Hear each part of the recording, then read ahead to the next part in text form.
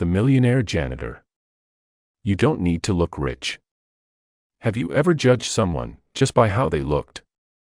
Maybe you saw a man in worn-out shoes, a faded shirt, and thought, he probably doesn't have much, but what if that man was worth millions? This is the story of Thomas Riley, a quiet janitor who cleaned hallways by day and quietly built a fortune by night. A man who proved that you don't need to look rich to be truly wealthy. In a small-town high school, students would often pass by Mr. Riley, the janitor. He was always there, mopping floors, emptying trash bins, fixing squeaky doors. His work uniform was faded from years of use. His shoes, worn down at the heels. No fancy watch. No stylish suit. No car worth showing off. To most people, he was invisible. A man doing a job no one else wanted. The kind of person others might smile at politely, then quickly forget. But behind that humble smile, and those tired eyes, was a secret. Mr. Riley was a millionaire. You see, Thomas lived by one simple rule: it's not about how much you make, it's about how much you keep. He earned a modest salary as a janitor, just enough to cover his simple needs. But instead of chasing new gadgets, fancy clothes, or an expensive lifestyle, he saved almost every extra dollar. At first, his savings seemed small. But year after year, he invested, quietly, into index funds and dividend-paying stocks. He studied in the evenings, reading books from the library about investing and personal finance. No financial degree. No high-paying job, just discipline and patience. While others spent money trying to look wealthy, Thomas built true wealth, without anyone noticing. People often asked, "Thomas, why don't you buy yourself something nice? A new car? Better clothes?" He would just smile and say, "Because I already have what I need. And what I'm building will last much longer than a shiny car." He believed that wealth was freedom, not decoration. He wasn't trying to impress strangers at the coffee shop. He was making sure that one day, he could live completely on his own terms. When Thomas passed away at the age of 72, the town expected a small, modest farewell. But then, the truth came out. In his will, Thomas left over $8 million to fund scholarships for underprivileged students. The men who had mopped their school floors for decades had quietly been building a fortune to change lives. Parents, teachers, and students were stunned. How could a janitor have so much?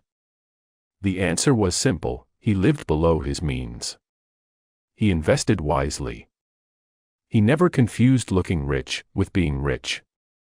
In today's world, many people fall into the trap of spending money they don't have, to impress people they don't even know. They buy the latest phone, upgrade their car every 2 years, wear brand-name clothes. Not because they need them, but because they want to be seen as successful. But here's the truth Thomas knew: looking rich is easy. Being rich takes patience and discipline. Anyone can put on a $500 jacket. But not everyone can build a portfolio that quietly grows while they sleep. Anyone can lease a luxury car, but not everyone can resist the temptation and invest that money instead. Thomas wasn't poor because he dressed simply. He was free from debt, free from financial anxiety, free from the race to keep up. There's something humbling about working as a janitor. It's not glamorous. It's not celebrated. But Thomas found pride in doing his job well. He often said, "If you can't manage a broom, how can you manage a fortune?" That was his mindset. Take care of the small things, and you'll be trusted with bigger things. Handle your money with care, no matter how little, and one day, it will handle you with care in return. Every paycheck he received, he split into 3 parts: a small portion for needs, a tiny portion for wants, and the rest for investments. It wasn't complicated. It wasn't a get-rich-quick scheme. It was simply consistency over decades. One afternoon, a curious student named Sarah stayed after school. She had noticed Thomas reading a book about stocks during his lunch break. Gathering courage, she asked, "Mr. Riley, why do you read about investing? You're just a janitor." Thomas chuckled softly and replied, "I may work as a janitor, but that's not all I am." "The size of your paycheck doesn't define the size of your dreams." He leaned closer and added, "Remember this, Sarah, money is a tool. If you respect it, it will work for you. If you waste it, it will control you." Years later, Sarah would become the first in her family to graduate from college, funded in part by the scholarship Thomas left behind. You would never guess someone was wealthy by looking at Thomas. And that was the point. He believed in what's called stealth wealth. Living well below your means so you can grow your money without the pressure of keeping up appearances. Most people thought wealth meant big houses, fancy vacations, and designer clothes. But Thomas understood something deeper. Wealth is about security, choice, and freedom, not image. He didn't measure success by what he owned. He measured it by how much of his time belonged to him. When the town discovered the truth about Thomas's fortune, the news spread like wildfire. Local papers ran headlines like, "Janitor leaves millions to fund students' dreams." Parents cried. Former students shared memories of his kindness.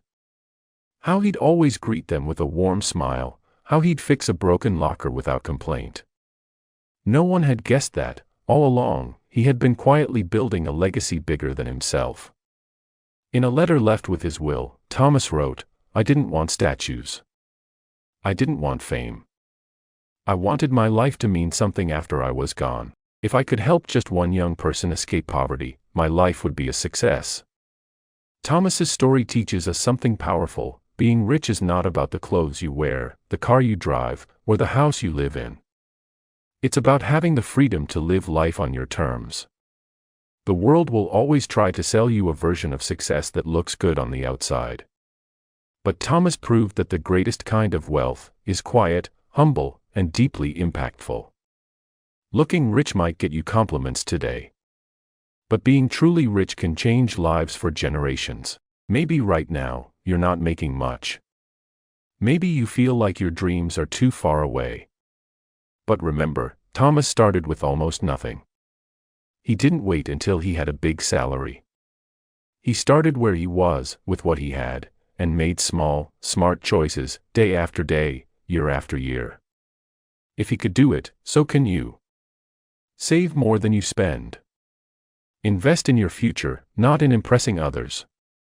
Focus on being rich, not looking rich. Because one day, when you look back, you won't remember the shoes you wore or the brand of your phone. You'll remember the freedom you built, and the lives you touched along the way. So next time you see someone who doesn't look rich, don't be so quick to judge. They might be quietly building a fortune that could change the world. And next time you're tempted to buy something just to impress others, think of Thomas, the millionaire janitor, and ask yourself, do I want to look rich for a moment, or be rich for a lifetime? If this story inspired you, share it with someone who needs to hear it. Because sometimes, the most powerful lessons come from the most unexpected people.